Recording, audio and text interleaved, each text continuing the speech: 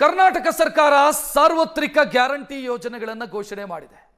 ಈ ಗ್ಯಾರಂಟಿ ಯೋಜನೆಗಳಿಗೆ ಹಣ ಹೊಂದಿಸೋದಕ್ಕೆ ಸರ್ಕಾರ ಅಡ್ಡದಾರಿ ಹಿಡಿತಾ ಇದೆಯಾ ಅನ್ನುವಂಥ ಪ್ರಶ್ನೆಯೊಂದು ಮೂಡ್ತಾ ಇದೆ. ಈ ಪ್ರಶ್ನೆ ಹುಟ್ಟೋದಕ್ಕೆ ಕಾರಣ ಇದೆ. ಅದು ಯಾವುದು ಅಂತಂದ್ರೆ, ಆದಾಯಕ್ಕೋಸ್ಕರ ರಾಜ್ಯ ಸರ್ಕಾರ ಅಬಕಾರಿ ಇಲಾಖೆಗೆ ವಿಪರೀತ ಒತ್ತಡ ಹಾಕ್ತಿದೆ. ವ್ಯಸನ ತಡೆಯಬೇಕಾದಂಥ ಸರ್ಕಾರವೇ ಕುಡಿತಕ್ಕೆ ಪ್ರೋತ್ಸಾಹ ಕೊಡ್ತಿದೆ ಅಂತ ಅನಿಸ್ತಾ ಇದೆ. ಆದಾಯ ಹೆಚ್ಚಳವಾಗಬೇಕು ಅನ್ನೋ ಕಾರಣಕ್ಕಾಗಿ ಎಣ್ಣೆ ಅಂಗಡಿಗಳೇ ಟಾರ್ಗೆಟ್ ಆಗಿದ್ದಾವೆ. ಬಾರ್ ಮಾಲಕರ ಮೇಲೆ ವಿಪರೀತ ಒತ್ತಡ ಹಾಕಲಾಗ್ತಾ ಇದೆ. ಹೆಚ್ಚು ಹೆಚ್ಚು ಮದ್ಯ ಮಾರಾಟ ಮಾಡಿ, ಹೆಚ್ಚು ಹೆಚ್ಚು ಮದ್ಯ ಮಾರಾಟ ಮಾಡಿದರೆ ತೆರಿಗೆ ಸಂಗ್ರಹ ಜಾಸ್ತಿ ಆಗುತ್ತೆ. ಆ ರೀತಿಯಾದಾಗ ನಾವು ಅನ್ಕೊಂಡಿದ್ದು ರೀಚ್ ಆಗತ್ತೆ ಅಂತ ಮದ್ಯ ಮಾರಾಟಗಾರರ ಮೇಲೆ ಒತ್ತಡ ಬೀಳ್ತಾ ಇದೆ. ಅಗತ್ಯ ಇಲ್ಲದೆ ಇದ್ರೂ ಕೂಡ ಸ್ಟಾಕ್ ತರಿಸಬೇಕು, ಅಗತ್ಯ ಇಲ್ಲದೆ ಇದ್ರೂ ಕೂಡ ಸ್ಟಾಕ್ ಹಾಕಿಸ್ಕೊಳ್ಬೇಕು, ಇಂಥ ಸ್ಥಿತಿ ಇದೆ ಅಂತ ಬಾರ್ ಮಾಲಕರು ಆಕ್ರೋಶ ವ್ಯಕ್ತಪಡಿಸ್ತಾ ಇದ್ದಾರೆ. ನಾವೇನ್ ಮಾಡೋಣ ಸ್ವಾಮಿ? ಜನರನ್ನ ಒತ್ತಾಯ ಪೂರ್ವಕವಾಗಿ ಕುಡಿಸೋದಕ್ಕೆ ಸಾಧ್ಯನಾ? ಕರ್ಕೊಂಡು ಬಂದು ಕುಡಿಯಪ್ಪ ಕುಡಿಯಪ್ಪ ಅಂತ ಕುಡಿಸೋದಕ್ಕಾಗತ್ತಾ? ಸೇಲ್ ಜಾಸ್ತಿ ಮಾಡಿ ಅಂತಂದ್ರೆ ಹೆಂಗ್ ಜಾಸ್ತಿ ಮಾಡೋದು ಅನ್ನೋ ಪ್ರಶ್ನೆಯನ್ನು ಬಾರ್ ಮಾಲಕರು ಕೇಳ್ತಾ ಇದ್ದಾರೆ. ರಾಜ್ಯದಲ್ಲಿರುವಂತಹ CL2, CL9, CL7 ಸೇರಿ ಅಬಕಾರಿ ಲೈಸೆನ್ಸ್ಗಳೇನಿದಾವೆ, ವೈನ್ ಶಾಪು, ಬಾರು ಮತ್ತು ಲಾಡ್ಜಿಂಗ್ ಇರುವಂತ ಬಾರು, ಇದರ ಮಾಲೀಕರು ಸದ್ಯ ಒದ್ದಾಡ್ತಾ ಇದ್ದಾರೆ. ಹೇಗೆ ಸೇಲ್ ಜಾಸ್ತಿ ಮಾಡೋದು, ಕುಡಿಸೋದು ಹೇಗೆ ಜನರನ್ನ? ಈ ಪ್ರಶ್ನೆಗೆ ಅವರಿಗೆ ಉತ್ತರ ಸಿಗ್ತಾ ಇಲ್ಲ. ಬಟ್ ಕುಡಿಸಿ ಅಂತ ಸರ್ಕಾರ ಹೇಳ್ತಾ ಇದೆ. ಹೇಗಾದ್ರೂ ಮಾಡಿ ಕುಡಿಸಿ, ನೀವು ಟಾರ್ಗೆಟ್ ರೀಚ್ ಆಗಿ ಅಂತ ಸರ್ಕಾರ ಹೇಳ್ತಾ ಇದೆ.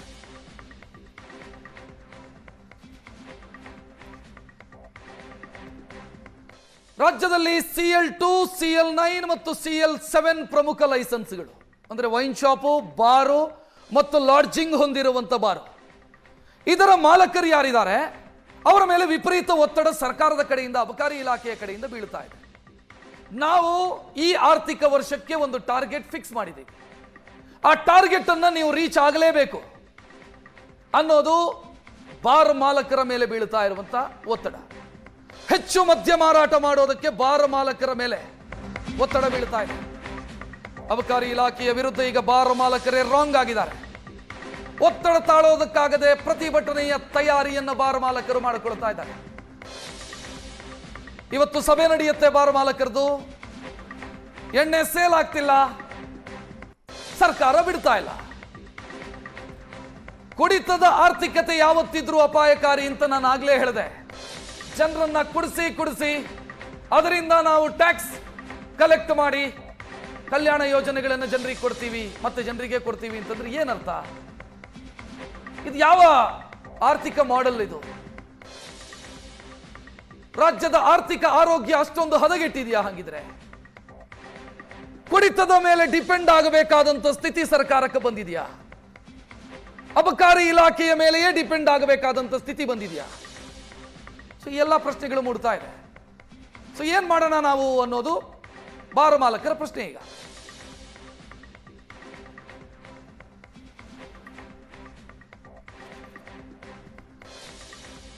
ಒಂದು ಡೀಟೇಲ್ ನಿಮ್ಮ ಮುಂದೆ ಇಡ್ತಾ ಇದ್ದೀವಿ. ಯಾವ ರೀತಿ ಇದೆ ರಾಜ್ಯದ ಬಜೆಟ್ನ ವಿಚಾರದಲ್ಲಿ ಕೊಟ್ಟಿರುವಂತ ಟಾರ್ಗೆಟ್ ಅಂತ. ಮುಖ್ಯಮಂತ್ರಿ ಸಿದ್ದರಾಮಯ್ಯ ಬಜೆಟ್ ಮಂಡಿಸಿದಾಗ 4.9 ಲಕ್ಷ ಕೋಟಿಯ ಬಜೆಟ್ ಅನ್ನು ಮಂಡಿಸಿದರು. 0.9 ಲಕ್ಷ ಕೋಟಿ ಅಂದ್ರೆ 4,09,000 ಕೋಟಿಯ ಬಜೆಟ್ ಅನ್ನು ಮಂಡಿಸಿದರು.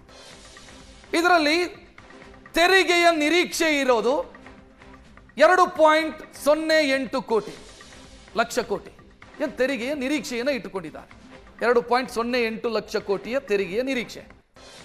ಇದರಲ್ಲಿ ಅಬಕಾರಿ ಇಲಾಖೆಗೆ ಕೊಟ್ಟಿರುವಂತ ಟಾರ್ಗೆಟ್ ಎಷ್ಟು ಅಂತ ಕೇಳಿದ್ರೆ 40,000 ಕೋಟಿ. 40,000 ಕೋಟಿ ಕಲೆಕ್ಟ್ ಮಾಡಿ ಕೊಡಬೇಕಾದಂತ ಜವಾಬ್ದಾರಿ ಅಬಕಾರಿ ಇಲಾಖೆಯದು. ಸರ್ಕಾರವನ್ನು ಕೇಳಿದ್ರೆ ಹೇಳ್ತಾರೆ, ನಾವು ಟಾರ್ಗೆಟ್ ಅಲ್ಲ, ಎಕ್ಸ್ಪೆಕ್ಟೇಷನ್, ನಿರೀಕ್ಷೆ ಇಟ್ಕೊಂಡಿದೀವಿ, ಅಷ್ಟು ಬರುತ್ತೆ ಈ ಆರ್ಥಿಕ ವರ್ಷಕ್ಕೆ ಅಂತ ನಿರೀಕ್ಷೆ ಇಟ್ಕೊಂಡಿದೀವಿ, ಅದು ಟಾರ್ಗೆಟ್ ಅಲ್ಲ ಅಂತ. ವಾಸ್ತವ ಏನು ಅಂತಂದ್ರೆ ಟಾರ್ಗೆಟ್ ಇಷ್ಟನ್ನ ರೀಚ್ ಆಗಲೇಬೇಕು ಅನ್ನುವಂಥ ಟಾರ್ಗೆಟ್. ಎಷ್ಟಾಯ್ತು ಅಂತ ಲೆಕ್ಕ ಹಾಕಿ ನೀವು. 20% ಆಯ್ತು ಒಟ್ಟು ತೆರಿಗೆ ಎಕ್ಸ್ಪೆಕ್ಟೇಷನ್ ರಾಜ್ಯ ಸರ್ಕಾರ ಏನು ಇಟ್ಕೊಂಡಿದೆಯೋ ಅದರ 20% ಅಬಕಾರಿ ಇಲಾಖೆ ತಂದು ಕೊಡಬೇಕು ಅಂತ ರಾಜ್ಯ ಸರ್ಕಾರ ಬಯಸಿದೆ. ಕಳೆದ ಆರ್ಥಿಕ ವರ್ಷದಲ್ಲಿ 36,000 ಕೋಟಿಯ ಟಾರ್ಗೆಟ್ ಇತ್ತು. ಅದನ್ನು ಅಬಕಾರಿ ಇಲಾಖೆ ರೀಚ್ ಆಯಿತು. ಈ ಬಾರಿ ಮತ್ತೆ ಅದಕ್ಕೆ 4,000 ಕೋಟಿ ಆಡ್ ಮಾಡಿ ಈ ಆರ್ಥಿಕ ವರ್ಷದಲ್ಲಿ 40,000 ಕೋಟಿ ಅಂತ ಫಿಕ್ಸ್ ಮಾಡಿದ್ದಾರೆ. ನೀವು ಕೇಳಬಹುದು, ರಾಜ್ಯ ಸರ್ಕಾರ ಬೇರೆ ದಾರಿಯನ್ನು ನೋಡೋದಕ್ಕಾಗಲ್ವಾ ಅಂತ. ಯಾಕೆ ರಾಜ್ಯ ಸರ್ಕಾರ ಬೇರೆ ದಾರಿಯನ್ನು ನೋಡೋದಕ್ಕಾಗ್ತಿಲ್ಲ ಅಂತಂದ್ರೆ, ರಾಜ್ಯ ಸರ್ಕಾರದ ಮುಂದೆ ತೆರಿಗೆ ಸಂಗ್ರಹಕ್ಕೆ ಸಂಬಂಧಿಸಿದಂತೆ ಸೀಮಿತ ಅವಕಾಶಗಳಿದ್ದಾವೆ. GST ಬಂದ ನಂತರ GST ನಿಗದಿ ಮಾಡುವಂತ ಅಧಿಕಾರ ರಾಜ್ಯ ಸರ್ಕಾರದ ಮುಂದಿಲ್ಲ. ಏನೇ ಟ್ಯಾಕ್ಸ್ ಹಾಕಿದರೂ ಕೂಡ ಒಂದು ಪೆಟ್ರೋಲ್ ಡೀಸೆಲ್ನ ಮೇಲೆ ಟ್ಯಾಕ್ಸ್ ಹಾಕಬೇಕು, ಅದು ಈಗಾಗಲೇ ಓವರ್ ಆಗಿದೆ. ಮತ್ತೊಂದು ಕಡೆಯಲ್ಲಿ ಟ್ಯಾಕ್ಸ್ ಹಾಕಬೇಕು ಅಂತಾದ್ರೆ ನೋಂದಣಿ ಮತ್ತು ಮುದ್ರಾಂಕ ಶುಲ್ಕ ಹೆಚ್ಚು ಮಾಡಬೇಕು, ಅದು ಓವರ್ ಆಗಿದೆ. ಇದರ ಜೊತೆಗೆ ಮೋಟಾರು ಟ್ಯಾಕ್ಸ್ ಹಾಕಬೇಕು ಅಂದ್ರೆ ವಾಹನಗಳ ಮಾರಾಟದ ಮೇಲೆ ವಿಧಿಸಲಾಗುವಂತ ತೆರಿಗೆ, ಅದು ಬಾಕಿ ರಾಜ್ಯಕ್ಕೆ ಕಂಪೇರ್ ಮಾಡಿದರೆ ಜಾಸ್ತಿ ಇದೆ. ಅದೇ ಕಾರಣಕ್ಕಾಗಿ ಅಬಕಾರಿ ಇಲಾಖೆಯ ಮೇಲೆ ಟಾರ್ಗೆಟ್ ಇಟ್ಟಿದ್ದಾರೆ. ಅಬಕಾರಿ ಇಲಾಖೆಯೇ ಕೊಡಬೇಕು, 40,000 ಕೋಟಿ ಕಲೆಕ್ಟ್ ಮಾಡಿ ಕೊಡಬೇಕು ಅಂತ. ನಾವಿಲ್ಲಿ ಇನ್ನೊಂದು ಡೀಟೇಲ್ ಅನ್ನ ಕೂಡ ನಿಮ್ಮ ಮುಂದೆ ಇಡ್ತೀವಿ. ಅದ್ಯಾವುದು? ಬೇರೆ ಬೇರೆ ರಾಜ್ಯಗಳಲ್ಲಿ ಹೇಗಿದೆ, ಎಣ್ಣೆ ಮೇಲೆ ಟ್ಯಾಕ್ಸು ಹೆಂಗಿದೆ, ಮದ್ಯದ ಮೇಲಿನ ಟ್ಯಾಕ್ಸು ಹೆಂಗಿದೆ ನೋಡ್ತಾ ಇದ್ದೀವಿ. ಮಹಾರಾಷ್ಟ್ರದಲ್ಲಿ 71%, ರಾಜಸ್ಥಾನದಲ್ಲಿ 69%, ತೆಲಂಗಾಣದಲ್ಲಿ 68%, ಉತ್ತರ ಪ್ರದೇಶದಲ್ಲಿ 66%, ದೆಹಲಿಯಲ್ಲಿ 62%, ಹರಿಯಾಣದಲ್ಲಿ 47%. ರಾಜ್ಯ ಸರ್ಕಾರ, ನನಗೆ ನೆನಪಿದೆ, ಮುಖ್ಯಮಂತ್ರಿ ಸಿದ್ದರಾಮಯ್ಯ ಬಜೆಟ್ ಮಂಡಿಸೋ ಸಂದರ್ಭದಲ್ಲಿ ಅವರು ಹೇಳಿದ್ದೇನು, ಅಕ್ಕಪಕ್ಕದ ರಾಜ್ಯಗಳನ್ನು ನೋಡಿಕೊಂಡು ನಾವು ಟ್ಯಾಕ್ಸ್ ಅನ್ನ ಹೆಚ್ಚು ಕಮ್ಮಿ ಮಾಡ್ತೀವಿ ಅಂತ ಹೇಳಿದ್ರು. ಕಮ್ಮಿ ಮಾಡಿಲ್ಲ, ಹೆಚ್ಚೇ ಮಾಡಿದ್ರು. ಗೋವಾನೋ ಇನ್ನೊಂದೋ ಮತ್ತೊಂದೋ ರಾಜ್ಯಗಳನ್ನೆಲ್ಲ ನೋಡಿ ನಾವು ಮದ್ಯದ ದರವನ್ನು ನಿಗದಿ ಮಾಡ್ತೀವಿ ಅಂತ ಹೇಳಿದ್ರು. ಜಾಸ್ತಿ ಮಾಡಿದ್ದಲ್ಲದೆ ಕಡಿಮೆ ಮಾಡಿಲ್ಲ. ಇದು ಮದ್ಯದ ವಿಚಾರಕ್ಕೆ ಸಂಬಂಧಿಸಿರುವಂತ ವಾಸ್ತವ. ಕಲೆಕ್ಟ್ ಆಗಬೇಕು 40,000 ಕೋಟಿ, ಟಾರ್ಗೆಟ್ ರೀಚ್ ಆಗಬೇಕು 40,000 ಕೋಟಿ ಅಂತಂದ್ರೆ ಹೆಂಗ್ ಸಾಧ್ಯ ಅನ್ನೋ ಪ್ರಶ್ನೆ ಇದೆ. ಈ ಪ್ರಶ್ನೆಗೆ ಬಾರ್ ಮಾಲಕರ ಬಳಿ ಸದ್ಯ ಉತ್ತರ ಸಿಗ್ತಾ ಇಲ್ಲ. ಏನ್ ಮಾಡೋಣ, ಒತ್ತಾಯ ಪೂರ್ವಕವಾಗಿ ಕುಡಿಸೋದಕ್ಕಂತೂ ಸಾಧ್ಯ ಇಲ್ಲ ಜನರನ್ನ, ಏನು ಮಾಡಬೇಕು ಅನ್ನುವಂಥ ಪ್ರಶ್ನೆಯನ್ನು ಕೇಳ್ತಾ ಇದ್ದಾರೆ.